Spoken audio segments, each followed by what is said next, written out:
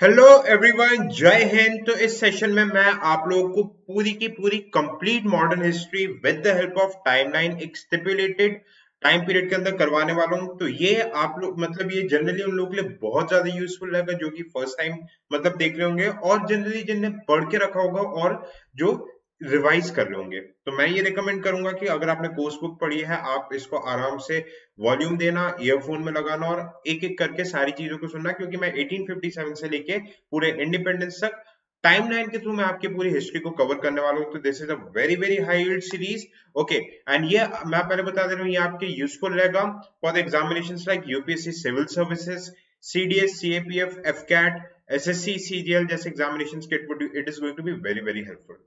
तो आइए let's just begin with the session. Okay, तो I hope the screen is clearly visible to all of you. अगर visible नहीं है तो मैं खुद को छोटा भी कर दूंगा। ठीक है, just a minute. Okay, alright. तो बिगनिंग ऑफ 1857 का रिवोल्ट कब हुआ था? सिपोई मेटूनी। ठीक है, 1857 को फर्स्ट वॉर ऑफ हमारा इंडिपेंडेंस भी बोला जाता है। It is said to be the first war of independence, क्योंकि इस रिवोल्ट में पहली बार जो इंडिया के जो नेटिव रूलर्स थे उन लोगों ने ब्रिटिश के अगेंस्ट में प्रोटेस्ट किया था। बहुत सारे रीजंस थे इसका। जो रीजंस की अगर मैं बात करूं तो स्पेस में डिवाइड कर दिया जाता है रीजंस को। सोशल रीजंस थे, S stands for social reasons. Social reasons कैसे कि आप लोगों को पता है कि राजा राम मोहन रॉय के टाइम पे सती प्रथा को एबॉलिश कर दिया गया था। ठीक है, हिंदू मैरिज एक्ट को नल एंड वॉइड डिक्लेयर कर दिया गया था। तो बहुत सारे बोलते हैं कि सोशल लाइफ में रिलीजियस एंगल पे बहुत ज्यादा इंटरफेरेंस पड़ गया था ब्रिटिशर्स का। तो जो उस टाइम पे जो हिंदू ऑर्थोडॉक्स थे उनको लगा था कि उनका लॉस ऑफ रिलीजन होने वाला है। पॉलिटिकल रीजन 1856 में जैसे कि आपको पता है कि द लॉर्ड डलहौजी ने किस तरीके से वाजिद अली शाह के थ्रू अवध को एनेक्स कर लिया गया था। तो इससे जो मेन जो इंडिया के जो सोल्जर्स थे, जो एक्चुअली यहाँ पे रिवोल्ट हुआ था, उनके सेंटिमेंट्स हर्ट हुए थे। जो बहुत सारे पॉलिसीज थे जैसे कि डॉक्ट्रिन ऑफ लैप्स, इसमें बोला गया था कि किसी भी इंडियन रूलर का अगर खुद का बायोलॉजिकल सन नहीं होगा तो वो किंगडम ऑटोमेटिकली ब्रिटिश रूल के पास चला जाएगा। तो सवाल ये उठता है कि अंग्रेज कौन होते हैं डिसाइड करने वाले कि इंडिया के जो किंगडम जो उनके पुरखों के टाइम से बनाया गया कि वो किसके पास जाना चाहिए। एडमिनिस्ट्रेटिव रीजंस, इंडिया के पास से पावर हटा दिए जा रहे थे। इवन अगर आप फौज में देखोगे तो उनको भत्ते नहीं मिल रहा। जनरल इनलिस्टमेंट एक्ट आया था जिसमें ये बोला गया था कि सात समुद्र पार डिफरेंट रीजन्स में भी इंडियन सोल्जर्स को सर्व करना पड़ेगा। और उस टाइम हिंदू ऑर्थोडॉक्सी की वजह से क्या होता था, ये माना जाता था कि समुद्र पार करके दूसरे देश में जाना को लॉस ऑफ रिलीजन माना जाते थे। एक ग्रीस कार्टेज वाला हुआ था, उसमें पिग का मांस, काऊ का मांस हुआ करता था। तो काऊ के मांस ने जिसको दांत से छीलना पड़ता था कार्टेज को। रॉयल इनफील्ड राइफल्स जो एक तरीके से ब्रिटेन में बनती थी तो उस गन को यूज किया करते थे। तो जैसे ही दांत से छीलना पड़ता था तो उसमें पिग के मांस की वजह से loss of religion for Muslims माना जाता था, काऊ के मांस की वजह से हिंदूज का लॉस ऑफ रिलीजन माना जाता था। और पूरा political boundary of India annex किया जा रहा था। कल्चरल रीजन, इंडिया का सबसे मेन रीजन, इसमें इंडिया के एजुकेशन में हस्तक्षेप किया जा रहा था। ठीक है, क्रिश्चियन मिशनरीज आ रही थी। कन्वर्जन, सियामपुर मिशन आप लोगों ने नाम सुना होगा। सियामपुर मिशन, कन्वर्जेंस किया जा रहा था। इकोनॉमिक रीजन बहुत अच्छे से पढ़ा, drain of wealth. Drain of wealth दादाजी नेहरू जी ने दिया था कि किस तरीके से इंडिया से के थ्रू इंडिया को सिर्फ इन लोगों ने एक रॉ मटेरियल एक्सपोर्टिंग कंट्री बना दिया था, और किस तरीके से इंडिया के रेवेन्यूज पूरे तरीके से बाहर इंडिया के जो रॉ मटेरियल्स थे कॉटन वगैरह मतलब ब्रिटेन में एक्सपोर्ट किया जाता था। इसी वजह से इंडिया में डिसइंडस्ट्रियलाइजेशन होने लगा और ब्रिटेन में इंडस्ट्रियल रिवोल्यूशन हुआ। ओके, तो 1857 में क्या हुआ था? बिगनिंग ऑफ सिपॉय मेटूनी हुआ था। Mangal Pandey 34th light infantry Barrackpore के पास रिवोल्ट किया था, पर एक्चुअली में मेरठ से स्टार्ट हुआ था। जनरल बख्त खान, ये नाम आपको याद होना चाहिए, जनरल बख्त खान। ठीक है, इनने इनने बेसिकली दिल्ली से नेतृत्व किया था, और बहादुर शाह जफर जो कि एक मुगल अंपायर था, बहादुर शाह जफर को एक तरीके से इस रिवोल्ट का किंग बना दिया गया था। फिर ये रिवोल्ट धीरे धीरे आपके डिफरेंट रीजन्स पे फैला। फॉर एग्जांपल कानपुर में फैला। ओके, कानपुर में आपके नाना साहेब थे, मराठा थे। ओके, पेशवा, इनको हेल्प किया था टाटिया टोपे ने। टाटिया टोपे ने हेल्प किया था, जिनको फांसी लेटर बाद में शिवपुरी में हुआ था। लखनऊ में बेगम हजरत महल थी। ठीक है, लखनऊ में बेगम हजरत महल थे। ऑलराइट, फिर आप देखोगे झांसी में महारानी लक्ष्मीबाई थी, उनके साथ झलकारी बाई वगैरह भी थी। झलकारी बाई थी जिसको कर्नल ह्यूज रोज ने सप्रेस किया था एक तरीके से। और धीरे धीरे धीरे ये पूरे नॉर्थ ऑफ इंडिया में, जैसे बिहार में जमींदार कुंवर सिंह थे, ऐसे करके बहुत सारे लोगों ने पार्टिसिपेट तो किया था। पर इसका एक मेन मोटिव क्या था कि अलग अलग लोग जो पार्टिसिपेट कर रहे थे उनका अलग अलग एजेंडा था।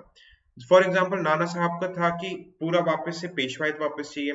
बहादुर शाह जफर जनरल बख्त खान का ये था कि मुगल अंपायर को रिवाइव करना है। ओके, झांसी की रानी का ये था कि वापस से झांसी को लेना है, जो कि झांसी किंगडम को बचाना है, जो कि डॉक्ट्रिन ऑफ लैप्स की वजह से चला जा रहा था। ओके, कुंवर सिंह जो जमींदार थे बिहार के, उनका ये एजेंडा था कि जमींदारी राइट्स को वापस लेना। तो एक कोई क्लियर कट आइडियोलॉजी नहीं थी, फॉरवर्ड लुकिंग आइडियोलॉजी नहीं थी। नो डाउट इनिशियल सक्सेस हमें मिली, बट इसको आजमगढ़ या फिर इलाहाबाद प्रोक्लेमेशन से 1858 में बुरी तरीके से वापस से सप्रेस कर दिया गया था। क्यों? क्योंकि आपस में इनमें यूनिटी नहीं थी। रीजंस क्या क्या थे? अगर मैं रीजंस की बात करूं क्यों ये रिवोल्ट सप्रेस हुआ, क्योंकि आपस में इनकी यूनिटी नहीं थी रिवोल्टर्स की। मिडिल क्लास ने पार्टिसिपेट नहीं किया था। ओके, रिच क्लास जो जो रिच हमारे किंगडम्स थे, जैसे कि सिंधिया का किंगडम हो गया और निजाम के किंगडम, इन लोगों ने ब्रिटिशर्स को सपोर्ट किया था। तो इनको एक तरीके से कुशन माना जाता है रिवोल्ट के अगेंस्ट में।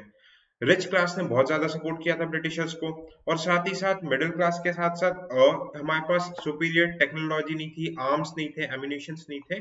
तो इस वजह से ये रिवोल्ट सप्रेस हो गया था। तो 1858 में क्या हुआ? Trial of emperor Bahadur Shah, जनवरी से मार्च। प्रोक्लेमेशन ऑफ लॉर्ड कैनिंग थे, याद रखना ये कई बार सवाल पूछा जाता है कि लॉर्ड कैनिंग थे उस टाइम पर 1858 जब रिवोल्ट को खत्म कर दिया गया था।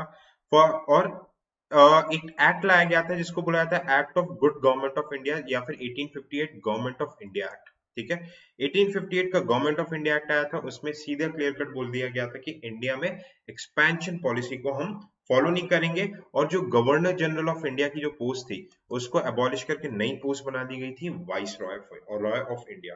ठीक है, अब वाइस रॉय ऑफ इंडिया में बेसिकली ये पोस्ट वही थी, बट हाँ और ज्यादा पावर को मतलब बढ़ा दिया गया था। एक ऑफिस बनाया गया था, एक और नई पोस्ट क्रिएट की गई थी, सेक्रेटरी ऑफ स्टेट। तो vice Roy directly secretary of state जो कि लंदन में बैठा होगा, और ये सेक्रेटरी ऑफ स्टेट को इंडिया हाउस एट लंदन बनाया गया था, जिसमें 15 ब्रिटेन के पार्लियामेंटेरियंस हेल्प करेंगे, और उनके असिस्टेंस में on the report of vice Roy of India पूरे इंडिया का गवर्नमेंट चलेगा। मतलब सीधी सी बात, कंपनी जो ईस्ट इंडिया कंपनी थी, ईस्ट इंडिया कंपनी को पूरी तरीके से डिसबैंड कर दिया गया, और इंडिया का रूल डायरेक्टली क्राउन के अंदर आ गया, क्वीन विक्टोरिया के अंदर। इसी के बाद 1859 में क्या किया गया? Withdrawal of doctrine of lapse. Doctrine of lapse basically Lord Dalhousie ने निकाला था। ओके, डलहौजी में ये था, डॉक्ट्रिन ऑफ लैप्स में बेसिकली ये बोला गया था कि अगर किसी भी किंगडम का नेचुरल हेयर नहीं होगा, तो वो सन नहीं होगा बायोलॉजिकल, तो वो किंगडम ऑटोमेटिकली ब्रिटिश के पास चला जाए। अदर और मतलब जो मतलब कंट्रोवर्शियल थे, एक रिंग ऑफ फेंस पॉलिसी था वॉरेन हेस्टिंग्स का, और एक subsidiary lands of Lord Wellesley था। ऑलराइट, फिर इंडिगो डिस्प्यूट्स हुआ बंगाल में। ऑलराइट, फिर 1861 में आया तो इंडियन काउंसिल एक्ट लाया गया। इंडियन काउंसिल एक्ट की सबसे खास बात क्या हुआ कि पोर्टफोलियो सिस्टम स्टार्ट करवा दिया गया इंडिया में। ठीक है, जैसे कि आज हम देखते हो कि मंत्रालय वगैरह में जितने भी डिफरेंट पोर्टफोलियोज दिए जाते हैं, तो उसी तरीके का पोर्टफोलियो सिस्टम स्टैब्लिश करवा दिया गया।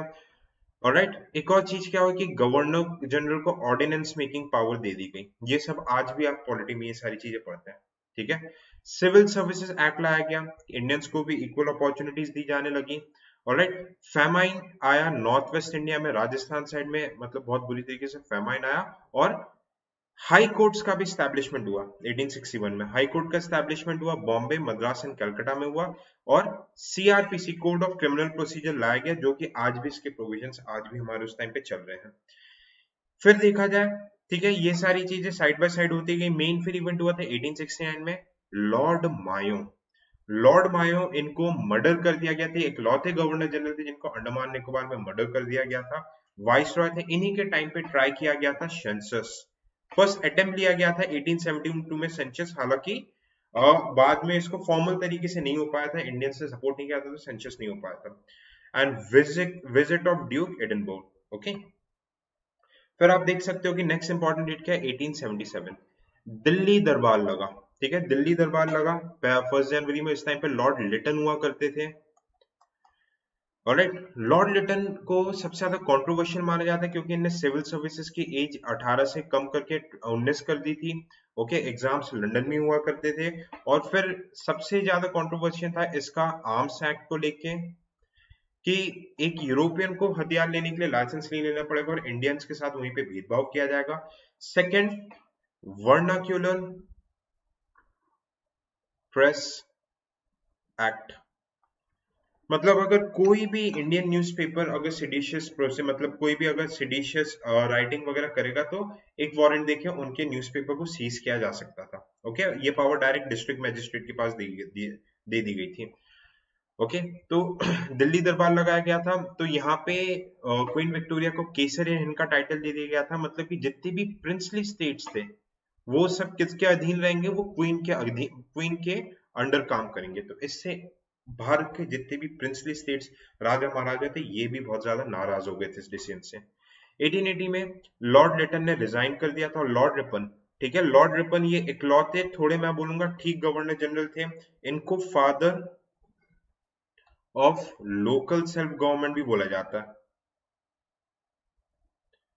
ही is also said to be the father of local self government, ठीक है, father of local self government भी बोला जाता है एक तरीके से इनको। और इन्हीं ने ये vernacular press act, arms act हटाया था इन्हीं के टाइम पे। Albert, okay, Albert bill controversy हुई थी।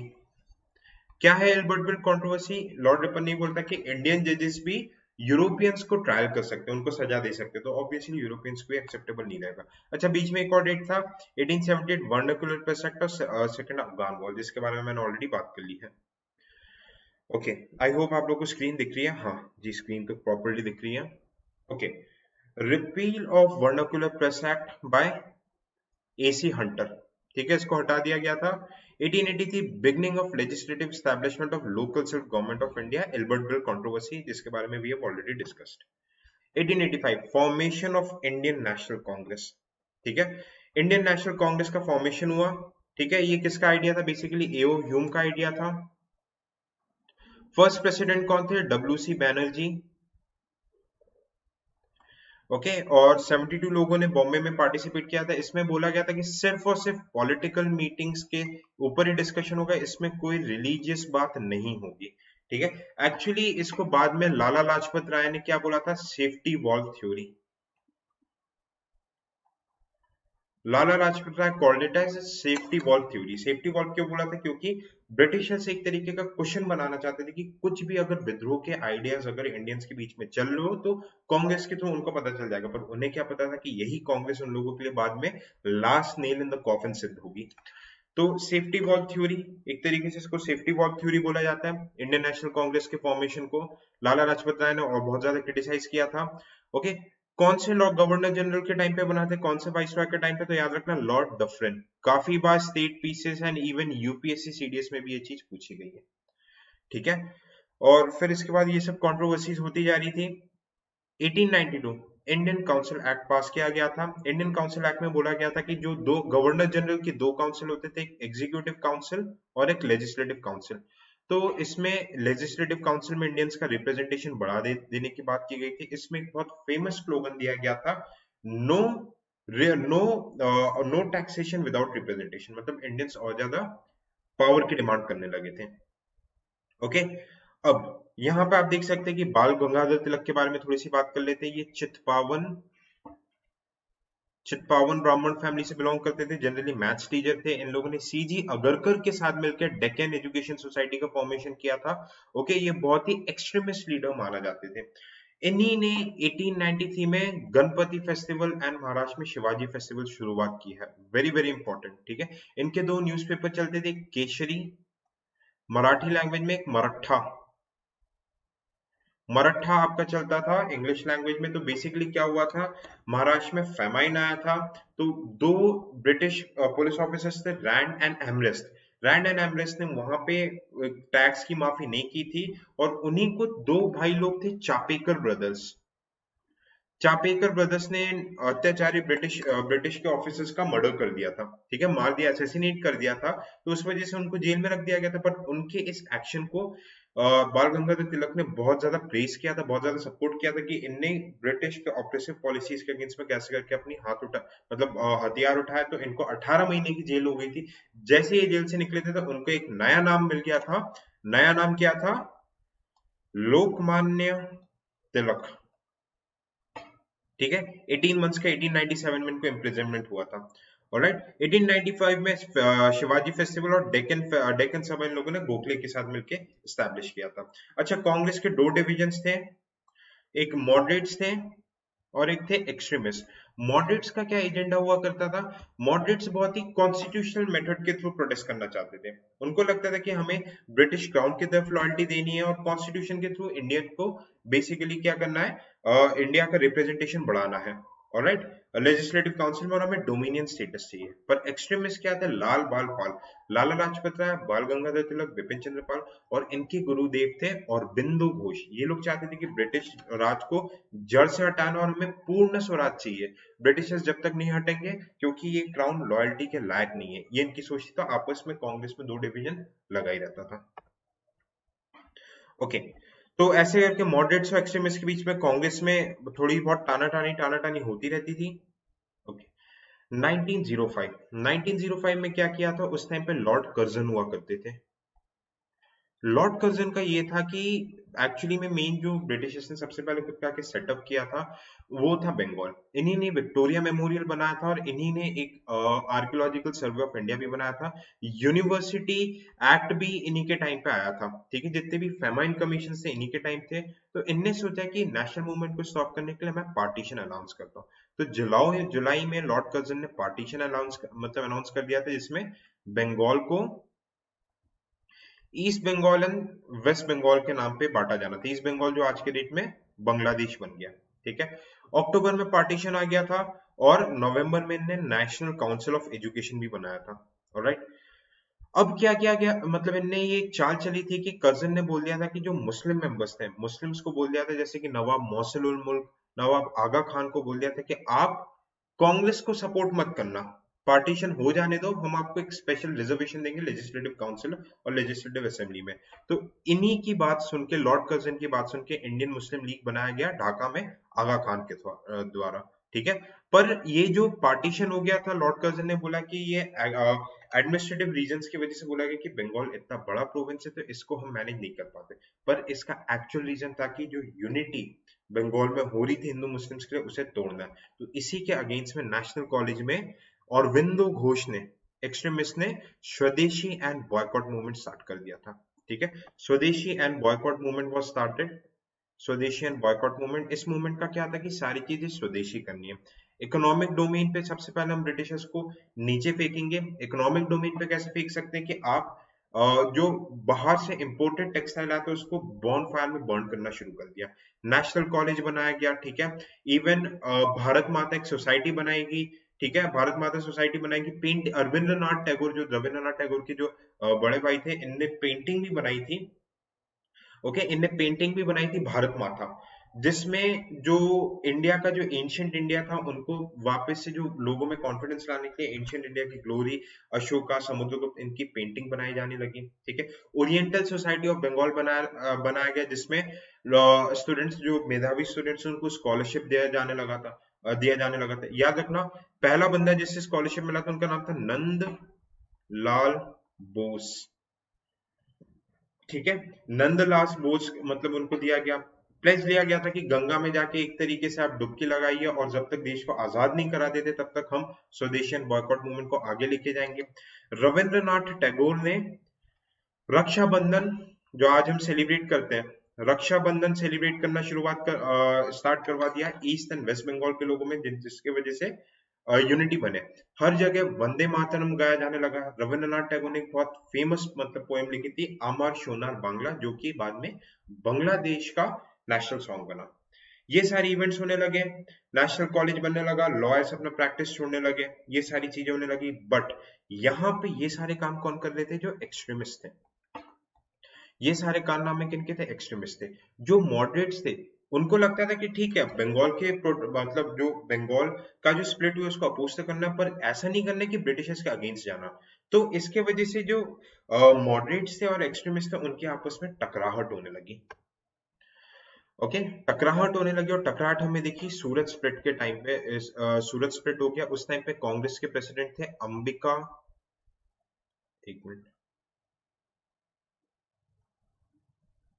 अंबिका चंद्र मजुमदार। Alright, alright. और इसी टाइम पे first session of Muslim League Karachi में हो गया। मुस्लिम्स का पार्टिसिपेशन इसमें कम था, ऑलमोस्ट ना के बराबर ही था। ऑलराइट, अब क्या हुआ, ब्रिटिशर्स ने इसको सप्रेस करने के लिए कैरेट एंड स्टिक पॉलिसी अपनाया। कैरेट मतलब जो मॉडरेट्स को बोला कि ठीक है, हम आपको, मॉडरेट्स की क्या डिमांड थी कि भाई हमें ज्यादा से ज्यादा रिप्रेजेंटेशन दो लेजिस्लेटिव काउंसिल, पर ये चीज समझ में नहीं आ रही थी कि एक्चुअल पावर तो एग्जीक्यूटिव काउंसिल में है, तो लेजिस्लेटिव काउंसिल में रिप्रेजेंटेशन बढ़ा दिया।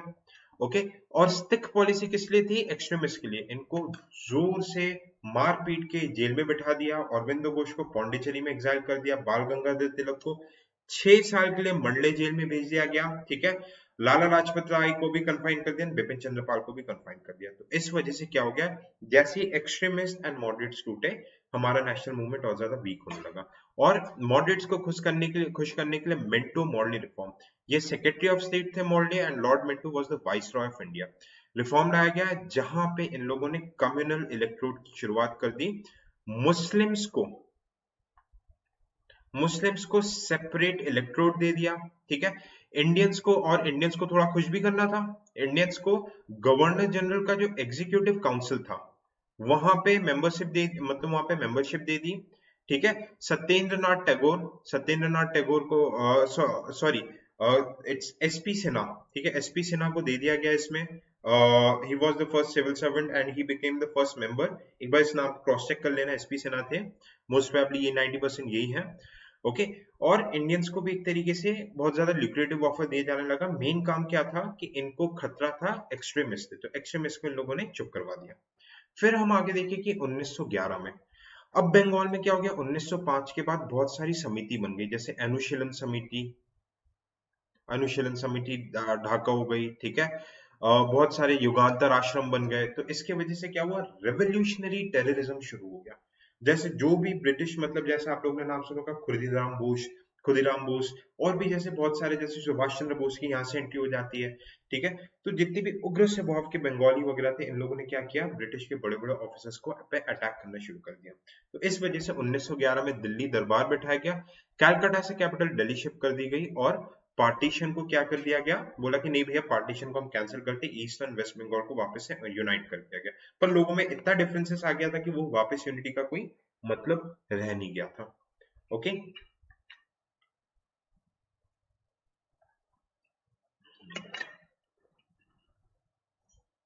ऑलराइट, ठीक है।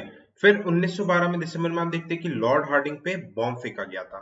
ठीक है, लॉर्ड हार्डिंग पे बॉम्ब फेंका गया था, राज बिहारी बोस थे, सचिंद्र नाथ सन्याल थे। सचिंद्र नाथ सन्याल को तो सजा हो गई थी, पर राज बिहारी बोस वहां से भाग गए थे जापान में। इन्हीं का मेन रोल था Indian national army Subhash Chandra Bose के साथ फॉर्मेशन के लिए। ठीक है, और कैपिटल दिल्ली ट्रांसफर कर दिया गया। फिर उसके बाद कोई मेजर इवेंट नहीं था, तिलक भी जेल में था। 1915 में गांधी जी इंडिया लौटे, किसके बोलने पे, नाम याद रखना, गोपाल कृष्ण गोखले। ये गांधी जी के पॉलिटिकल मेंटर थे, एंड गांधी जी के जो प्राइवेट सेक्रेटरी था उनका नाम क्या था, माधव देसाई। ऑलराइट, और फाउंडेशन ऑफ साबरमती आश्रम, गांधी मतलब एक बेसिकली साबरमती आश्रम बना दिया गया अहमदाबाद में। ठीक है, इसके बाद गांधी जी की जस्ट एंट्री हुई थी, अभी गांधी जी मेन रोल पे नहीं आए थे। 1916 में तिलक वापस से जेल से छूट गए। अब पहले तिलक क्या थे, एक्सट्रीमिस्ट थे, पर अब वो हो गए क्या, थोड़े से शांत स्वभाव के हो गए। ऑलराइट, अप्रैल में foundation of home rule league मतलब बनाया गया। अच्छा, ये होम रूल लीग कैसे बनाया गया था, होम रूल बेसिकली क्या है, होम रूल एक डोमिनियन या आयरलैंड से स्टार्ट किया गया था। इसके बेसिकली फाउंडेशन सैन फ्रांसिस्को में हुआ था, कर्नल ऑलस्कॉट एंड मैडम ब्राट्सविकी के द्वारा। और इनका मेन एजेंडा क्या था कि जितनी भी ब्रिटिश की कॉलोनीज थी, इन कॉलोनीज को डोमिनियन स्टेटस दिलाना है। डोमिनियन स्टेटस मतलब ये होता है कि एडमिनिस्ट्रेटिव ऑटोनॉमी रहेगी उन कंट्रीज के, बट रहेगी वो ओवरऑल ब्रिटिश के अंदर ही। ठीक है, तो एनी बेसेंट लेके आई, इनने होम रूल के हेडक्वार्टर्स बनाए थे आरडीआर अडयार मद्रास के पास। तो फिर ये बाल गंगाधर तिलक के कांटेक्ट में, तो तिलक ने पहला होम रूल मूवमेंट बनाया, और सितंबर में एनी बेसेंट ने होम रूल मूवमेंट बनाया। इसमें क्या था कि मास जो था, मास को स्वराज, स्वराज का एक्चुअल मीनिंग बताना है। स्वराज का एक्चुअल मीनिंग मासेस को बताना है। गांव गांव में जाके वर्नाक्युलर लैंग्वेज में, वहां की लोकल लैंग्वेज में पोस्टर छापेगा और लोगों को अवेयर किया गया कि हमें स्वराज क्यों चाहिए, मतलब मास को तैयार करने की मतलब काम शुरू किया गया। और एनी बेसेंट को क्रेडिट दिया जाता है कि ये सेंट्रल हिंदू स्कूल का फाउंडेशन किया था, जिसको बाद में बनारस हिंदू यूनिवर्सिटी में विकसित किया गया बाय पंडित मदन मोहन मालवीय के थ्रू। ये जितने भी वर्ड्स ये कहीं पे भी कैसे भी क्वेश्चंस बन सकते हैं, ठीक है। अब क्या किया गया, इनने सबसे पहले आइडेंटिफाई किया कि 1908 के बाद, ठीक है, सूरत स्प्लिट 1907 में हुआ था, कि उसके बाद से अगर हम देखें, ठीक है, तो कोई भी मेजर बड़ा डेवलपमेंट इसलिए नहीं हो पाया क्योंकि हिंदू मुस्लिम्स अलग हो गए थे और मॉडरेट्स और एक्सट्रीमिस्ट अलग थे। तो सबसे पहले इन्होंने क्या सोचा कि एक लखनऊ पैक्ट किया, जिसमें मॉडरेट्स और एक्सट्रीमिस्ट के डिफरेंस को खत्म करके दोनों को साथ लाया गया। और फिर सेकंड लखनऊ पैक्ट किया गया, जिसमें कांग्रेस और मुस्लिम लीग को साथ में लाया गया, और वुमेन यूनिवर्सिटी इन पुणे फाउंड किया गया 1916 में, ठीक है। तो आई होप ये चीज आपको समझ में आ रही होगी, ठीक है। आपको टाइमलाइन के थ्रू पूरी स्टोरी की तरह सुनना है, स्टोरी की तरह सारी चीजें एकदम क्रिस्टल क्लियर हो रही होगी। ओके, 1917, 1917 में क्या हुआ, ठीक है, गांधी जी का एक्शन में आता है। गांधी जी का फर्स्ट रोल आता है कि गांधी जी यहाँ से एक्शन में आएंगे, चंपारण सत्याग्रह पर गांधी जी। चंपारण बिहार में एक जगह, यहाँ पे टिंकातिया सिस्टम चलता था, ठीक है। जनरली क्या हुआ था, जब अमेरिकन रेवोल्यूशन हुआ था, जो सिविल वॉर चल रहा था अमेरिका में, तो बेसिकली अमेरिका से क्या हुआ था, ब्रिटेन को कॉटन का सप्लाई बंद हो गया था। ऑलराइट, कॉटन का सप्लाई और इंडिगो का सप्लाई बंद हो गया था। तो यहाँ पे फोर्सफुली जो ब्रिटिशर्स थे यहाँ से प्लांटेशन एग्रीकल्चर उगवाते थे, या पहले यहाँ के लोग फूड क्रॉप्स उगाते थे। पर जैसे ही अमेरिकन रेवोल्यूशन खत्म हो गया, यूएसए से ब्रिटेन को एक तरीके से रॉ मटेरियल्स मिलने लगे।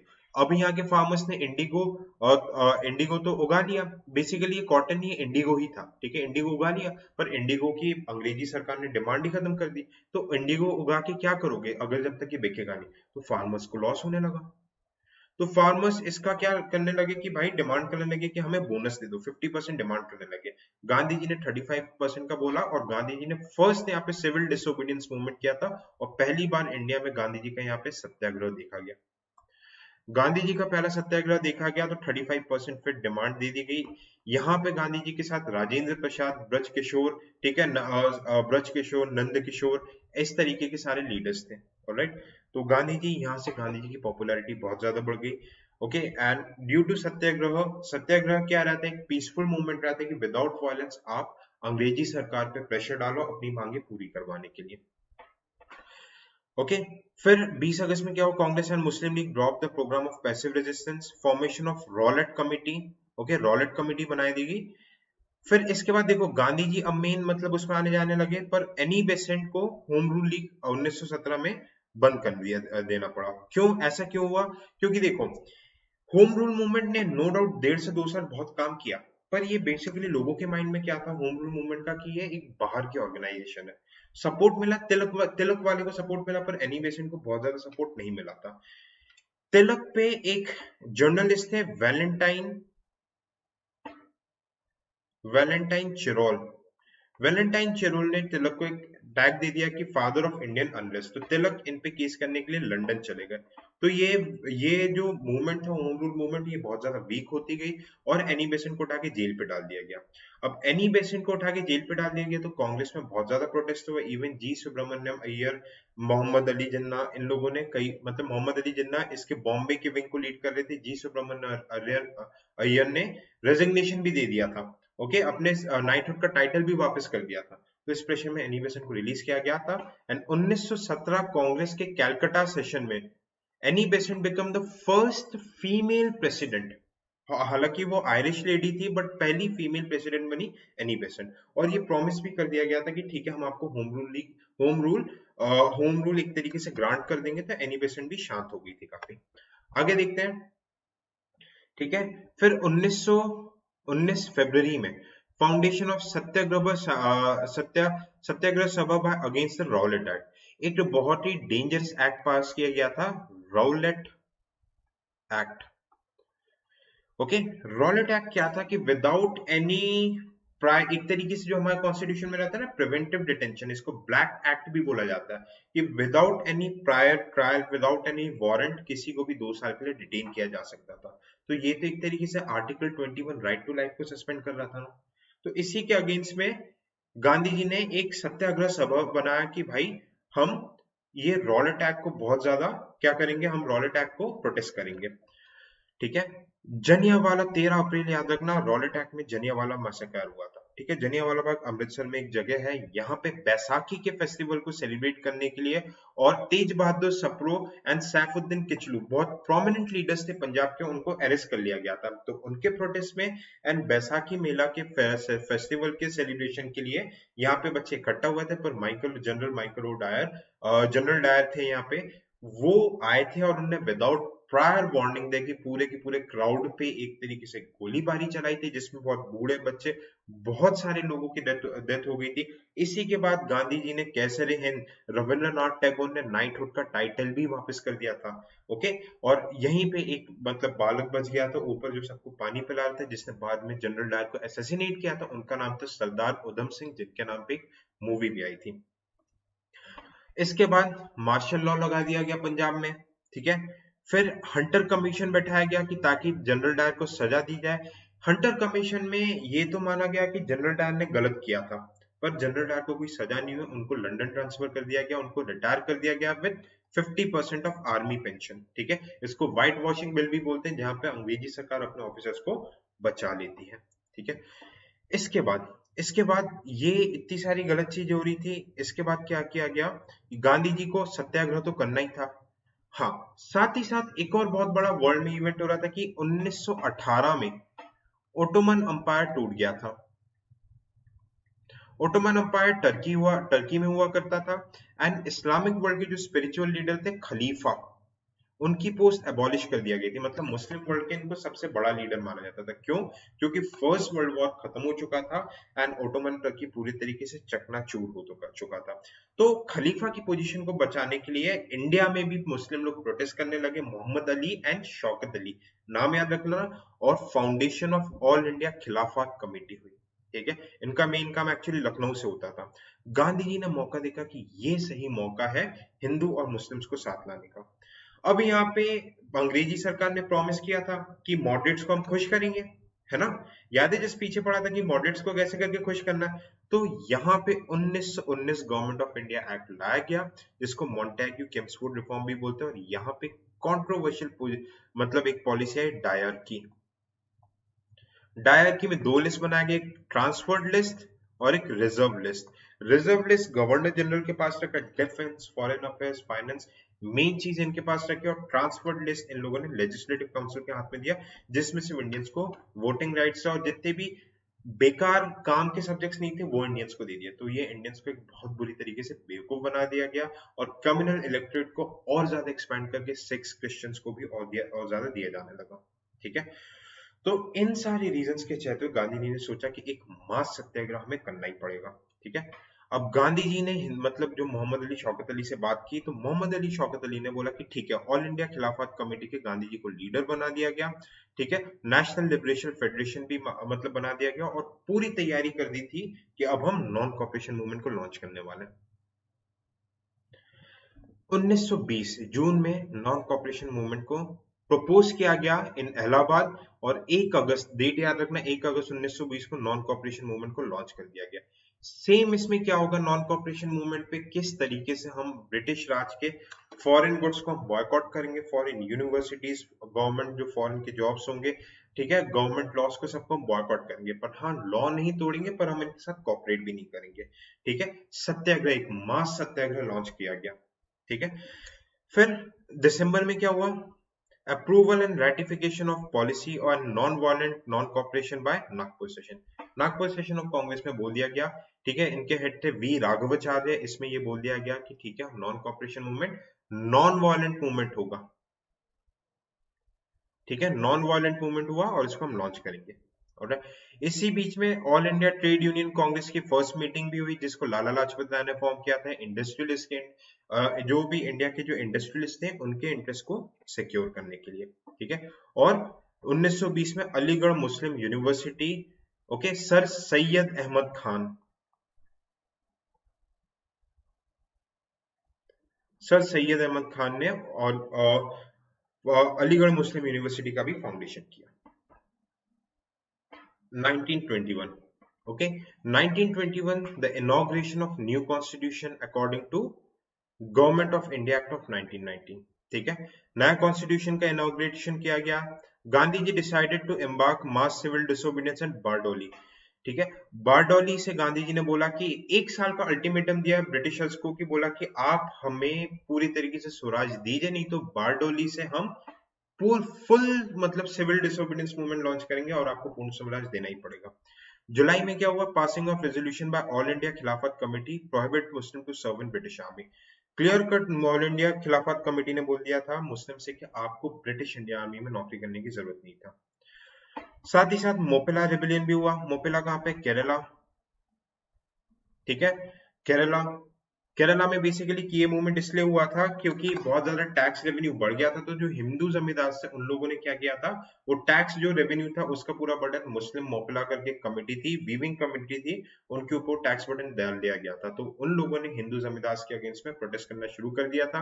तो बाद में ममरात मॉस्क में जाके अली मुसालियर करके जो मेन जो लीडर थे, उनको उसको ब्रिटिशर्स ने अरेस्ट किया था, ममरात मॉस्क पे रेड किया था. यहाँ पे गांधी जी ने टूर किया था, मोहम्मद अली शौकत अली ने भी टूर करके अपनी सॉलिडारिटी को एक्सप्रेस किया था. Okay, and formation of chamber of princes. 1922, announcement of strong mass civil disobedience movement. Britishers अपनी हरकतों से सुधर नहीं रहा था. ब्रिटिशर्स बिल्कुल भी मतलब ये लग रहा था कि इंडिया की मतलब डिमांड्स मानने वाला नहीं था. तो गांधी जी ने बोला कि ठीक है, बारडोली से हम सिविल डिसोबीडियंस मूवमेंट मतलब फुल फ्लेज में लॉन्च करने वाले हैं. पर कुछ ऐसा हुआ यूपी में, गोरखपुर के पास एक जगह चौरी चौरा. चौरी चौरा में कुछ पीरेंट्स लोगों ने जाके वहां के पुलिस स्टेशन को बर्न कर दिया और 20 प्लस पुलिस वाले मार दिए गए थे. तो इसके वजह से मूवमेंट वायलेंट हो गया और गांधी जी ने तुरंत बोला, गया सेशन में क्या हुआ, नॉन कॉपरेशन मूवमेंट को सस्पेंड कर दिया गया. अब सुभाष चंद्र बोस और अजीत सिंह ने उस टाइम पे जो भगत सिंह के चाचा थे, उनने एक तरीके से इस मूवमेंट का बहुत ज्यादा प्रोटेस्ट किया. ही प्रोटेस्टेड अ लॉट. ठीक है, लाला लाजपत राय ने भी बहुत ज्यादा प्रोटेस्ट किया. पर गांधी जी ने बोला कि अगर हम वायलेंट हो गए तो ब्रिटिशर्स को मौका मिल जाएगा हमारे पर फोर्स यूज करने से और बहुत ज्यादा कैजुअलिटीज होगी. ठीक है, तो अल्टीमेटली बारडोली रेजोल्यूशन के थ्रू नॉन कॉपरेशन मूवमेंट को वापस से खींच लिया गया. Okay, opposition of Congress programmes in Gaya session. ठीक है, रविंद्रनाथ टैगोर. ओके, ये वाली चीजें हुई. 1925, very very important, M N Roy ने Communist Party of India CPI का फॉर्मेशन किया. ओके, अभी तो हालांकि ऑर्गेनाइजेशन खत्म हो चुका है, इंडिया में इसका प्रेजेंस नहीं, बट केरला और बंगाल में काफी प्रेजेंस था इसका पहले. ओके, एंड ये पार्टी थी कानू सैन्या. ओके, चारू मजुमदार, कानू सैन्या ने नक्सल आइडिया को भी काफी ज्यादा प्रमोट किया था. उसी के बाद क्या हुआ, 1925 में formation of Hindustan Association. Okay, by Hindustan Republic Association by Chandrashekhar Azad. अब यहां से हमें देखना है कि रोल आता है चंद्रशेखर आजाद. ये बेसिकली क्या थे, इनका बर्थ कहां पर हुआ था, अलीराजपुर. ओके, इनका बर्थ हुआ था अलीराजपुर, मध्य प्रदेश में एक जगह है. ठीक है, इनने हिंदुस्तान सोशलिस्ट रिपब्लिकन आर्मी का मतलब ये फाउंडिंग मेंबर थे. पहले ये हिंदुस्तान रिपब्लिक एसोसिएशन था, सचिंद्रनाथ सन्याल ने इसका फॉर्मेशन किया था. इनका बेसिकली एम क्या था कि by violent means, by force, okay, हमें इंडिया में फेडरल गवर्नमेंट लेके आनी है, फेडरल रिपब्लिक लेके आना है, जहां पे गवर्नमेंट बनेगी on the basis of universal adult franchise. और ये सोशलिस्ट आइडिया प्रमोट करते थे. ये मैं पूरी विचारधारा आपको भगत सिंह की बता रहा हूँ. ठीक है, भगत सिंह ने भी इनको ज्वाइन किया था, उनकी भी केस स्टडी पढ़ेंगे हम. 1927, अब देखो बहुत ज्यादा प्रोटेस्ट हो रहा था. अच्छा, इसी बीच क्या हुआ था कि आप देखोगे कि बीच में मोतीलाल नेहरू को चैलेंज किया गया था कि आप अपना खुद का कॉन्स्टिट्यूशन बनाएं. ठीक है, ओके, साइमन कमीशन ने मतलब चैलेंज किया था, तो इसको हम देख लेते हैं. 1927 में साइमन कमीशन को अपॉइंट किया गया था. ठीक है, क्यों, क्योंकि 1919 में डायरकी को लेके बहुत ज्यादा अपोजिशन हो रहा था, क्योंकि इंडियंस को बेवकूफ बनाया जा रहा था, इंडियंस को इसमें बहुत ज्यादा बेवकूफ बनाया जा रहा था. तो इसी को सॉल्व करने के लिए साइमन कमीशन लाया गया था. इसमें मजे की बात क्या थी कि एक भी इंडियन नहीं था. तो इसमें बहुत फेमस मतलब स्लोगन्स लगे थे, साइमन गो बैक। ओके, अब क्या हुआ अब क्या हुआ, ठीक है, साइमन कमीशन ने चैलेंज किया, लॉर्ड बेकरएंटन ने चैलेंज किया कि आप इंडियंस खुद का कॉन्स्टिट्यूशन बना के बताओ, ठीक है, क्योंकि साइमन कमीशन की रिपोर्ट को पूरी तरीके से रिजेक्ट कर दिया गया था। तो इसमें दिल्ली प्रपोजल्स, मतलब मुस्लिम लीग ने अपने इंटरेस्ट को सिक्योर करने के लिए दिल्ली प्रपोजल्स भी दिए गए थे। 1928 में साइमन एक्चुअली में बॉम्बे आया था और इंडियंस ने ऑल पार्टी कॉन्फ्रेंस दिल्ली में रखा था। इसमें लेफ्टिस्ट को, कम्युनिस्ट को, सब लोगों को रखा गया था और डिमांड किया गया था डोमिनियन स्टेटस। और 8 मेंबर कमिटी बनाई थी under the chairmanship of Motilal Nehru, ठीक है, इसमें आपके चित्तरंजन दास ये लोग भी थे। ओके, इन लोगों को बोला गया था कि ठीक है, आप अपना क्या करो, चैलेंज किया गया था कि आप अपना खुद का एक कॉन्स्टिट्यूशन बनाओ। तो कॉन्स्टिट्यूशन 1 साल के बाद प्रेजेंट किया गया था, नेहरू रिपोर्ट, ठीक है, नेहरू रिपोर्ट। इसी बीच में क्या हुआ था कि लाला लाजपत राय के ऊपर पुलिस के द्वारा लाठीचार्ज हुई,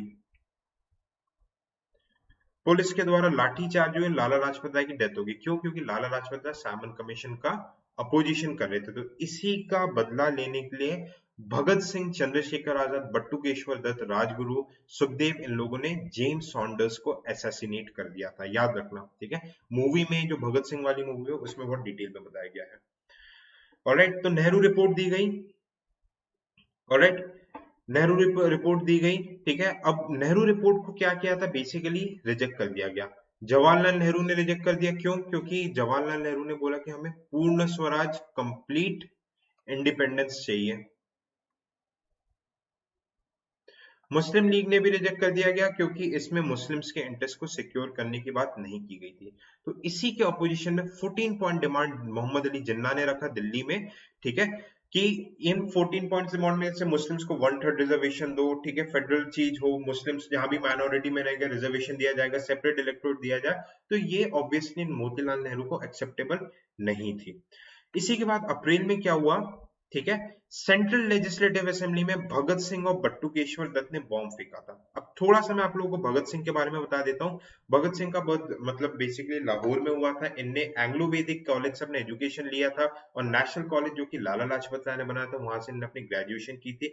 इनने पंजाब नौजवान सभा एंड कीर्ति किसान सभा का फाउंडेशन किया था। ये मजीनी के राइटिंग्स को बहुत ज्यादा पढ़ते थे। ये जो मैंने आपको बताया था चंद्रशेखर आजाद की फिलोसॉफी थी, इंडिया में सोशलिज्म लेना चाहते थे बाय रेवोल्यूशन। वो चाहते थे कि हथियार उठाया जाए, क्योंकि सिर्फ दे दी हमें आजादी, बिना खड़क बिना दाल के हो नहीं सकता। तो वो बिल्कुल चाहते थे कि पूर्ण स्वराज चाहिए। उस टाइम पे कांग्रेस जब डोमिनियन स्टेटस डिमांड करती थी, भगत सिंह ही थे वो जो बोलते थे कि कंप्लीट इंडिपेंडेंस लेके जाओ और इंडियंस का ग्रोथ तब तक नहीं होगा जब तक पूरी पावर इंडिया के हाथ में नहीं आएगी, ठीक है। इसी के बाद इंडियन नेशनल कांग्रेस का सेशन रावी नदी के पास आपका लाहौर में हुआ, जहां पे कांग्रेस ने अपना एजेंडा रखा कि हमें कंप्लीट इंडिपेंडेंस चाहिए, ठीक है, हमें पूर्ण स्वराज चाहिए एक तरीके से। और 26 जनवरी 1930 को हम अपना इंडिपेंडेंस डे मनाएंगे, ऐसा प्लेज लिया गया। फंडामेंटल राइट्स के ऊपर भी कमेटी रखी गई और भी बहुत सारी चीजें डिमांड की गई थी। ऑलराइट, अब आ जाते हैं हम 1930 में। 1930 में अगर देखा जाए तो इंडियन नेशनल कांग्रेस का लाहौर सेशन हुआ था, ठीक है, यहाँ पे मतलब एक्चुअली दिसंबर में हुआ था, इसके रिपोर्टेशंस थे। ऑलराइट, इसी के बाद क्या हुआ था कि साइमन कमीशन की जो रिपोर्ट को डिस्कस करने के लिए ब्रिटेन में राउंड टेबल कॉन्फ्रेंस होने थे लंदन में, साइमन कमीशन की रिपोर्ट को क्योंकि बहुत ज्यादा मतलब क्रिटिसिज्म किया जा रहा था, ठीक है। अब क्या हुआ, इसी के पहले गांधी जी ने 11 पॉइंट डिमांड्स रखी। 11 पॉइंट डिमांड्स में कुछ कुछ ऐसी डिमांड्स थी कि सॉल्ट मैन्युफैक्चरिंग के राइट्स होना चाहिए, चौकीदारी टैक्स हटाना है, फॉरेस्ट टैक्स हटाना है, ठीक है, और साथ ही साथ जो भी मतलब पीसफुल वे में जो लैंड, जो पीसफुल प्रोटेस्ट के थ्रू ब्रिटिशर्स ने जिनको जेल में रखा उनको रिलीज कर देना, लैंड एक्विजिशन नहीं करना। तो लॉर्ड इरविन थे उस टाइम पर, लॉर्ड इरविन ने इनको रिजेक्ट कर दिया। लॉर्ड इरविन ने रिजेक्ट कर दिया। First round table conference London में बुलाया गया कि इंडिया के कॉन्स्टिट्यूशन के, इंडिया के फ्यूचर मतलब व्हाइट पेपर कैसे करके बनाया साइमन कमीशन, उसमें कांग्रेस को इनवाइट नहीं कर दिया गया, तो कुछ मेजर आउटकम नहीं निकला। इसी के रिपोर्टेशन में 12 मार्च को okay civil disobedience movement launch किया गया बाय गांधी जी। तो ये बेसिकली मतलब डांडी के कोस अपने साबरमती आश्रम से पूरा वॉक करते हुए गए थे। ठीक है, 12 मार्च से स्टार्ट किया गया था और इसमें सॉल्ट लॉ को ब्रेक किया गया था, सॉल्ट लॉ को तोड़ा गया था। फिर इसके बाद घर घर पे सॉल्ट मैन्युफैक्चरिंग होने लगा था। अच्छा, सिविल डिसोबीडियंस मूवमेंट और नॉन कॉपरेशन मूवमेंट्स में मेन डिफरेंस ये था कि सिविल डिसोबीडियंस मूवमेंट में क्लियर कट बोल दिया था कि आप लॉस को तोड़ो। नॉन कॉपरेशन में मूवमेंट में ये बोलता था कि आप कॉपरेट मत करो पर आप लॉस तोड़ सकते हो। इसी के साथ साथ सिविल डिसोबीडियंस मूवमेंट में क्या होने लगा, नॉर्थ वेस्ट प्रोविंस में खान अब्दुल गफार खान ने रेड शर्ट मूवमेंट भी शुरू कर दिया था। खुदाई पेटनाट्सगर करके एक मूवमेंट भी शुरू कर दिया था। ठीक है, और साथ साथ जैसे कि सरोजनी नायडू, वल्लभ भाई पटेल, ठीक है, सरोजनी नायडू धरासन सत्याग्रह और वल्लभ भाई पटेल का तो खैर पहले खेदा में एंट्री हो गया था। ओके, फिर जी राजगोपालाचारी नीचे आंध्र के साइड में, तमिलनाडु के साइड में, हर जगह इंडिया में क्या होने लगे, एस एम सेन गुप्ता बंगाल और उड़ीसा में सॉल्ट सत्याग्रह होने लगा। दुर्गा शंकर मेहता सियोनी में सॉल्ट सत्याग्रह होने लगा। ठीक है, हर जगह सॉल्ट लॉ तोड़े जाने लगे। ओके, आगे चलते हैं। 1931, अब इस वजह से क्या हुआ कि जब जैसे अंग्रेजी सरकार ने देखा, ब्रिटिशर्स ने देखा कि यार बिना कांग्रेस को साथ लिए कोई भी मेजर काम नहीं कर सकते, तो लॉर्ड इरविन ने बोला कि ठीक है, हम आपके 11 पॉइंट डिमांड्स को मान लेते हैं, आप सेकेंड राउंड टेबल कॉन्फ्रेंस में आओ। ठीक है, 11 पॉइंट डिमांड्स हम आपके मान लेते हैं, आप सेकेंड राउंड टेबल कॉन्फ्रेंस में आओ, बट हम सिर्फ दो डिमांड नहीं मानेंगे। एक तो कि जो लैंड हमने ऑलरेडी एक्वायर कर ली वो वापस नहीं करेंगे, और जो पुलिस एक्सेसेस जो मतलब एक तरीके से की गई थी, जैसे कि उनको रिलीज करने की बात, जो जहां पे भी पुलिस एक्सेस वगैरह की गए थे, पुलिस ने अत्याचार किया था, उनके ऊपर कोई कार्रवाई नहीं होगी। और यहाँ पे कंट्रोवर्सी की क्या हुई थी कि गांधी जी ने स्ट्रांगली भगत सिंह, सुखदेव एंड राजगुरु के फांसी को रोकने के लिए कोई भी किसी भी प्रकार का बहुत ज्यादा कोई कॉन्क्रीट एफर्ट नहीं डाला था, इसलिए युग गांधी जी के अगेंस्ट हो गए थे। तो गांधी जी मान गए कि ठीक है, सिविल डिसोबीडियंस मूवमेंट को सस्पेंड कर देंगे। सेकंड राउंड टेबल कॉन्फ्रेंस में गांधी जी गए कांग्रेस में, और उन्होंने बोला था कि मैं इकलौता इंडिया का रिप्रेजेंटेटिव हूंगा, कोई मुस्लिम लीग नहीं, कोई बी आर अम्बेडकर का रिप्रेजेंटेशन कुछ भी नहीं होगा। पर हाँ, जैसे ही राउंड टेबल कॉन्फ्रेंस में गए, इनने डोमिनियन स्टेटस की मांग रखी गांधी जी ने, तो उसको रिजेक्ट कर दिया गया, रिजेक्ट कर दिया गया। और उसी के बाद भगत सिंह, सुखदेव एंड राजगुरु को भी फांसी चढ़ा दी गई। ठीक है, तो इसी की वजह से गांधी जी का जो होल्ड था वो बहुत ज्यादा कम हो गया था। ठीक है, बहुत ज्यादा कम हो गया था। तो इसी के बाद जब कराची सेशन ऑफ कांग्रेस हुआ, तो पंजाब नौजवान सभा के मेंबर्स ने गांधी जी को काले झंडे के साथ स्वागत किया था, गांधी जी को काले झंडे के साथ प्रोटेस्ट किया था। ठीक है, क्योंकि उन्होंने भगत सिंह और साथियों के फांसी के लिए कुछ भी एफर्ट नहीं डाला था, क्योंकि गांधी जी का ऐसा मानना था कि वो वायलेंस को सपोर्ट नहीं करते थे, एंड वो बिलीव करते थे कि भगत सिंह वायलेंस करते हैं। अब कराची सेशन में वल्लभ भाई पटेल की अध्यक्षता में बेसिकली ये बोला गया कि fundamental rights and economic policies के ऊपर, नेशनल इकोनॉमिक कमीशन के ऊपर बेसिकली एक कमेटी बनाई जाएगी। ठीक है, और साथ ही साथ लैंग्वेज स्क्रिप्ट प्रोटेक्ट किया जाएगा माइनॉरिटीज के लिए। यहाँ पे गांधी जी ने एक बहुत फेमस स्टेटमेंट दिया था कि Gandhi Gandhi will die but Gandhism will live forever. Okay, अब हो गया बात कम्युनल अवार्ड। हर तीनों के तीनों राउंड टेबल कॉन्फ्रेंस में जाके डॉक्टर बी आर अम्बेडकर ने रामसा मैकडोनल्ड से सिक्योर कर लिया था कि जो भी दलित क्लास था उनको सेपरेट इलेक्ट्रोड दिए जाएंगे। तो इसी वजह से गांधी जी चले गए थे पूरे तरीके से भूख हड़ताल में। तो डॉक्टर बी आर अम्बेडकर पे प्रेशर बना और गांधी जी के साथ पूना पैक्ट साइन करना पड़ा। एक्चुअली गांधी जी के बिहाफ में मदन मोहन मालवीय ने साइन किया था, जिसमें दलित्स को रिजर्व सीट्स दी जाएगी बट सेपरेट इलेक्ट्रोड्स नहीं दिए जाएंगे। ठीक है, 1935 में फिर थर्ड राउंड टेबल कॉन्फ्रेंस के ऊपर साइमन कमीशन की रिपोर्ट के ऊपर गवर्नमेंट ऑफ इंडिया रिपोर्ट है, जिसको white paper of Indian constitution बोला जाता है। बहुत सारे रिफॉर्म्स आए थे जो कि हम डिटेल में पॉलिटी में पढ़ते हैं। ये सारे मतलब मूवमेंट्स वगैरह ये सारी चीजें होती रही। मेन मूवमेंट क्या हुआ 1940 में, ये सारे देखो डिफरेंसेस होते रहे। Passing of Pakistan resolution in Lahore session bye Muslim league, इन्हीं को यहाँ पे डे ऑफ डिलीवरेंस भी सेलिब्रेट करते हैं, क्योंकि 1939 में जब वर्ल्ड वॉर 2 शुरू हो गया था तो ब्रिटिश सरकार ने विदाउट कंसल्टेशन विद इंडिया के जो मेंबर्स थे, इंडिया को अगेंस्ट जर्मनी वॉर में डिक्लेयर कर दिया था। ऑलराइट, इसी के पहले आपका 38 में त्रिपुरी सेशन भी हुआ था, जहां पे सुभाष चंद्र बोस, ठीक है, सुभाष चंद्र बोस को एक तरीके से बॉयकॉट किया गया था। ऑलराइट, एक सेकेंड, ठीक है। सुभाष चंद्र बोस ने एक तरीके से बॉयकॉट किया था ब्रिटिशर्स के इस मतलब एजेंडा को, और उनने बोला था कि 6 महीने का अल्टीमेटम देके इमीडिएट सत्याग्रह शुरू करवा दिया जाए। राइट। पर्सनालिटीज में मैं सेपरेटली आपको सुभाष चंद्र बोस के बारे में बताऊंगा, अभी हम सिर्फ टाइमलाइन के थ्रू चल रहे हैं। ओके। तो इसी चीज में क्या हुआ कि अब ब्रिटिशर्स को क्या था कि इंडियंस की बहुत ज्यादा जरूरत थी कि वॉर में इंडियंस उन्हें सपोर्ट करे, तो इसलिए अगस्त ऑफर ब्रिटिशर्स ने दिया था लॉन्ग लिलिंगो ने। अगस्त ऑफर में सबसे मेन इंपॉर्टेंट चीज क्या बोली गई थी कि demand for dominion status would not be considered to be illegal. पहली बार बोला गया कि ठीक है हम आपको डोमिनियन स्टेटस देंगे, ऑलराइट, पर only with the consent of minorities. Britishers को पता था कि भाई मुस्लिम्स एंड हिंदू साथ में आ ही नहीं सकते, तो अगस्त ऑफर को रिजेक्ट कर दिया गया बाय कांग्रेस कमेटी, और इसके अगेंस्ट में इंडिविजुअल सत्याग्रह लॉन्च किया गया गांधी जी ने ये जाके बोला कि इंडिविजुअली बंदे मतलब इंडिविजुअली जो कांग्रेस के लीडर्स रहेंगे वो सबके पास जाएंगे और लोगों को तैयार करेंगे फॉर द मास स्ट्रगल। पहले इंडिविजुअल सत्याग्रही कौन थे? विनोद आचार्य विनोबा भावे। सेकंड थे जवाहरलाल नेहरू। ओके। ओके, एक मिनट मैं आई गेस खुद को मैं थोड़ा सा हाइड कर देता हूँ ताकि आपको क्लियरली दिखे स्क्रीन। ओके। अब क्या हुआ, और ज्यादा मतलब प्रेशर आने लगा लाइट फोर्सेस से ब्रिटेन के ऊपर कि आप इंडिया की मदद लीजिए, बिना इंडिया की मदद के हम ये युद्ध नहीं जीत सकते हैं। ठीक है। तो sir Stafford Cripps Cripps mission India में 1942 में लाया गया।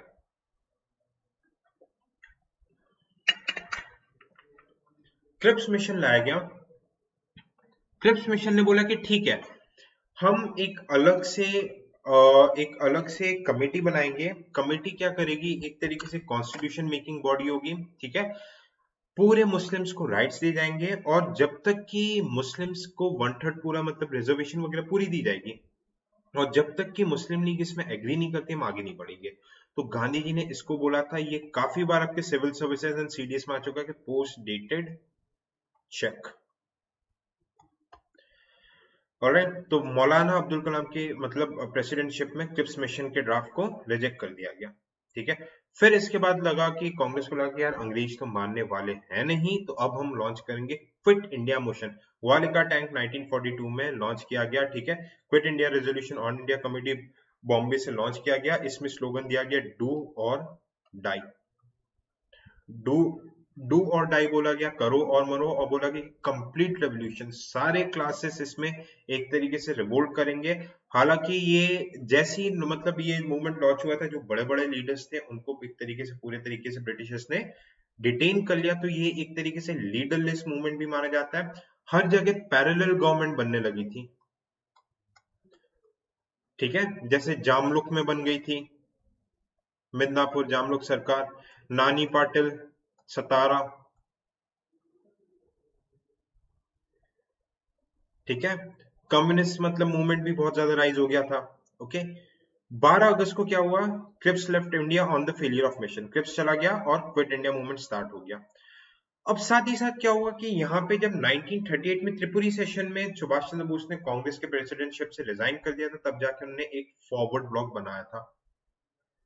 फॉरवर्ड ब्लॉक बनाया था, तो इसके वजह से सुभाष चंद्र बोस को हाउस अरेस्ट कर दिया गया था। फिर ये डिफरेंट डिफरेंट नेम से ये चले गए थे। ठीक है। ये पहले जर्मनी जगह के हिटलर से मिले थे, फिर जर्मन शिप से जापान आए थे, और इंडियन नेशनल आर्मी का फॉर्मेशन किया गया था। एक्चुअली ये आइडिया था मोहन सिंह, कैप्टन मोहन सिंह। बाद में जापानी से डिफरेंसेस की वजह से ये इसकी पावर किसको दे दी गई थी, राज बिहारी बोस। ओके। फिर सिंगापुर में 43 में ये एक्चुअल इसकी कमान संभाली थी सुभाष चंद्र बोस ने। ठीक है। सुभाष चंद्र बोस ने इसकी कमान संभाली थी, और इन्हीं ने रेडियो पे ऑर्डर मतलब एक तरीके से एड्रेस किया था गांधी जी को फादर ऑफ द नेशन, और इन्होंने उनके मतलब ब्रिगेड्स बनाए थे, Gandhi brigade, Subhash brigade and Nehru brigade बनाया था, और साथ ही साथ रानी लक्ष्मीबाई झांसी की रानी रेजिमेंट भी बनाया था इनने। ऑलराइट। ओके। अब मैं वापस कैमरा के सामने आ जाता हूँ। ऑलराइट। ठीक है। फिर क्या किया गया, ये सारी चीजें चल रही थी। 1943 में सुभाष चंद्र बोस ने बेसिकली जापान के आर्मी के साथ एडवांस भी किया था, अंडमान एंड निकोबार को भी जीता, मणिपुर के मोराइंग प्रोविंस तक भी आ गए थे, त्रिपुरा तक भी आ गए थे, बट अनफॉर्चुनेटली यहाँ पे किस्मत बहुत खराब थी। जापान की यूएसए के साथ एंगेजमेंट की वजह से जापान को सपोर्ट वापस लेना पड़ा, एंड मौसम की वजह से इंडियन नेशनल आर्मी आगे नहीं बढ़ पाई, तो इसी का फायदा उठा के Indian national army was defeated, and it is believe that कि प्लेन क्रैश में सुभाष चंद्र बोस की डेथ हो गई थी। ओके, इवन सिविल सर्विसेज में क्वेश्चन आया था कि who's what compare and contrast the ideologies of Subhash Chandra Bose and Mahatma Gandhi. Okay, फिर इसके बाद ये सारी मतलब चीजें हो रही थी 1944 में। 1944 में अच्छा एक और चीज बता दूं, जैसे बोस ने गांधी जी को फादर ऑफ द नेशन बोला था, उसी टाइम गांधी जी ने सुभाष चंद्र बोस को पैट्रियट्स अमंग द पैट्रियट भी बोला गया था। ओके, गांधी जी जिन्ना से मिले और राजगोपालाचारी फॉर्मूला लाया गया। राजगोपालाचारी फॉर्मूला में ये बोला गया कि ठीक है, अलग अलग प्रोविंसेस में मिलेंगे और वहां के लोग डिसाइड करेंगे कि जो भी 50% से ज्यादा वोट करेंगे वो प्रोविंस पाकिस्तान में चला जाएगा। पर जिन्ना ने बोला कि नहीं, वहां के लोग नहीं, सिर्फ वहां के मुस्लिम्स डिसाइड करेंगे कि हमें पाकिस्तान में जाना है कि नहीं, वहां के सारे लोग डिसाइड नहीं करेंगे। तो इसमें भी डिसएग्रीमेंट हो गया था 1945 में। ठीक है, INA prisoners trial. Okay, Gurbaksh Dalal, Shahnawaz Khan, okay, इन सब का ट्रायल होना था। जवाहरलाल नेहरू, अरुणा असफ अली, ओके, भूला भाई देसाई, ये लोग वकील थे। और जो इंडियन नेशनल आर्मी के जो प्रिजनर ऑफ वॉर थे उनको ऑल ओवर पूरे इंडिया से, इवन रूरल इंडिया से, इवन मुस्लिम लीग ने, कम्युनिस्ट ने, हर लोगों ने सपोर्ट किया। ठीक है, फिर क्या किया गया, जनरल इंडिया में सोचा गया कि जनरल इलेक्शन करवाया जाएगा। ठीक है, जनरल इलेक्शन कराया जाएगा, इसके लिए लॉर्ड वेबल लेके आया शिमला में वेबल प्लान। ठीक है, तो शिमला में मीटिंग हुई, मुस्लिम लीग की तरफ से मोहम्मद अली जिन्ना है, कांग्रेस की तरफ से मौलाना अबुल कलाम आजाद और जवाहरलाल नेहरू गए। इनने बोला कि हिंदू और मुस्लिम्स को इक्वल रिप्रेजेंटेशन दिया जाएगा। मुस्लिम लीग तो खुश थी, पर हिंदूज ने बोला कि भाई 80% से ज्यादा मेजोरिटीज में हिंदू है, तो ये तो हमारे सब हिंदूज को ही माइनॉरिटी बनाया जाएगा। तो वेबल प्लान भी काम नहीं किया। 46 में, ठीक है, 46 में इंडियन मतलब आईएनए एक तरीके से राशिद खान और एमएस खान के अंदर, ठीक है, तलवार यूनिट ऑफ बॉम्बे से क्या हुआ कि Indian navy, royal Indian navy का एक तरीके से म्यूटिनी शुरू हो गया।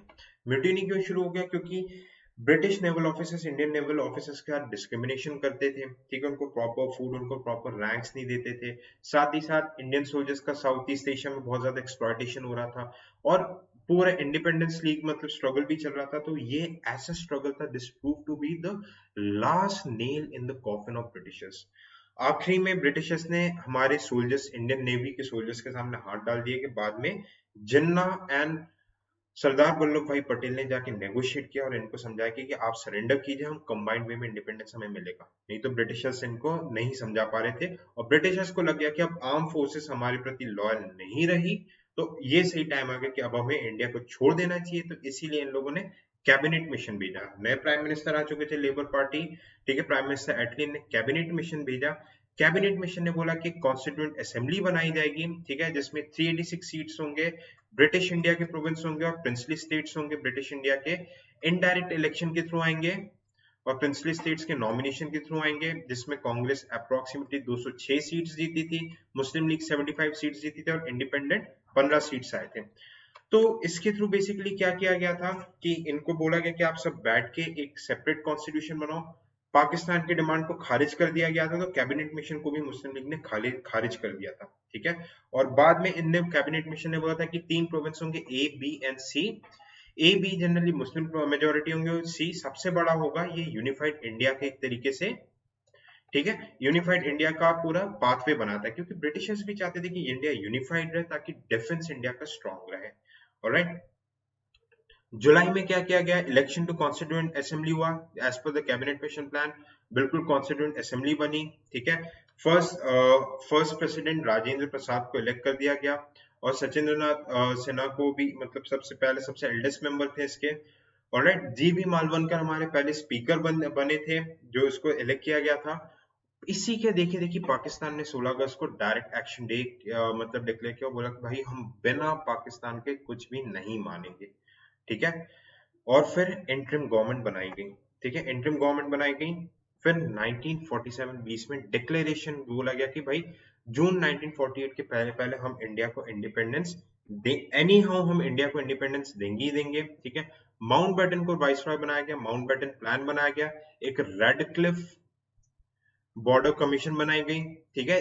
बहुत ही रैंडम वे में पार्टीशन किया, ठीक है, मतलब जिगजैग पार्टीशन किया, जिसका जिसका जो मतलब इल इफेक्ट्स हम आज तक भुगत रहे हैं। कांग्रेस एंड मुस्लिम लीग ने माउंटबेटन के प्लान को एक्सेप्ट कर लिया। पहले ने बोला था कि भाई बल्कन प्लान बनेगा, पर बल्कन प्लान को हटा के ये बोला गया कि भाई दो यूनियन बनेगा, एक यूनियन ऑफ इंडिया और एक यूनियन ऑफ पाकिस्तान, ठीक है। यूनियन ऑफ इंडिया और पाकिस्तान बनेगा, और जो इंडिपेंडेंट स्टेट्स नहीं रह सकते या तो इंडिया में जाना पड़ेगा या तो पाकिस्तान में जाना पड़ेगा। 4 जुलाई को इंडिया इंडिपेंडेंस बिल बनाया गया, पास किया गया, और 15 अगस्त को हमें पूरी तरीके से आजादी मिल गई। तो ये I gave you the best, जो बेस्ट पॉसिबल कंटेंट हो सकता है कि 1 घंटे के अंदर आप इसको आराम से आंख बंद करके सुनेंगे तो आपके जो मेन पॉइंट्स जो एग्जाम में सबसे ज्यादा आने की प्रोबेबिलिटी है, they would be revise. So hopefully आप लोगों को ये सेशन पसंद आया। Thank you so much, do subscribe to the channel and जरूर से वीडियो को लाइक करना। Thank you so much, bye bye, take care, जय हिंद।